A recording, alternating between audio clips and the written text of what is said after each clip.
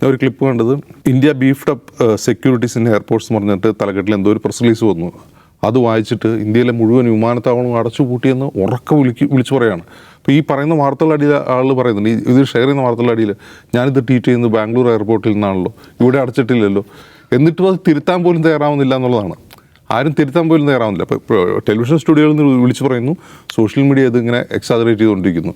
ഭയങ്കര കഷ്ടമാണ്. അതിൻ്റെ കാരണം എന്ന് വെച്ചാൽ നമ്മൾ ഇന്ത്യക്കാരെന്ന നിലയിൽ അതിൽ കുറച്ച് ഭേദം മലയാളികളാണെന്നാണ് നമ്മൾ വിചാരിക്കുന്നത്. ഇന്ത്യക്കാർ പൊതുവെ ഡിജിറ്റൽ നിരക്ഷരരാണ്. അത് ഡിജിറ്റലി എന്ത് കണ്ടാലും അത് ശരിയാണ്, അത് വാർത്തയാണ്, അത് സത്യമാണെന്ന് വിശ്വസിക്കുന്ന ബഹുഭൂരിഭാഗം ജനങ്ങളുടെ ഒരു രാജ്യമാണ് ഇന്ത്യ. അതിൻ്റെ കുറേ അപകടങ്ങൾ നമ്മൾ അനുഭവിക്കുന്നുണ്ട് ഇപ്പോൾ. പക്ഷെ മലയാളികളും ആ രീതിയിലേക്ക് പോവുകയാണ്. ഇപ്പോൾ ഇത് ചൂണ്ടിക്കാട്ടുന്ന ആളുകൾ എന്ന് പറഞ്ഞാൽ വളരെ ന്യൂനപക്ഷമാണ്. പക്ഷേ കൂടുതൽ ആളുകൾ ഇത് വിശ്വസിക്കുന്നുണ്ടാവും. കൂടുതൽ ആളുകൾ ഇപ്പോൾ അവിടെ ഭയങ്കര നമ്മൾ യുദ്ധം ചെയ്യുകയാണ്, അവരായിട്ട് യുദ്ധത്തിൽ ഏർപ്പെട്ടുകൊണ്ടിരിക്കുകയെന്ന് വിശ്വസിക്കുന്ന ആളുകളുണ്ടാവും. ഇപ്പോൾ കഴിഞ്ഞ ദിവസം നമ്മുടെ നിഷാദിൻ്റെ കുട്ടി നിഷാദിന് അയച്ചൊരു വോയിസ് മെസ്സേജ് ഞാൻ കേൾക്കുകയാണ്. പപ്പ, മമ്മി പറയുന്നു നമ്മൾ യുദ്ധത്തിലാണെന്ന് പറയുന്നു, യുദ്ധം നടക്കാൻ സാധ്യതയുണ്ടെന്ന് പറയുന്നു, വൈകുന്നേരം വരുമ്പോൾ ഒരു തോക്ക് മേടിച്ചുകൊണ്ട് വരണം കേട്ടോ എന്ന്.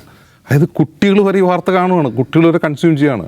അത് അവരുടെ മാനസികാവസ്ഥയെ, അവരുടെ ക്യാരക്ടറിൻ്റെ ബിഹേവിയറിനൊക്കെ എങ്ങനെ ബാധിക്കുന്നു പോലും ആരും ചിന്തിക്കുന്നില്ല. അപ്പോൾ കുറേ കൂടി റെസ്പോൺസിബിൾ ആയിട്ടുള്ളൊരു ജേർണലിസം മലയാളികൾ അർഹിക്കുന്നുണ്ട് എന്നാണ് എനിക്ക് തോന്നുന്നത്.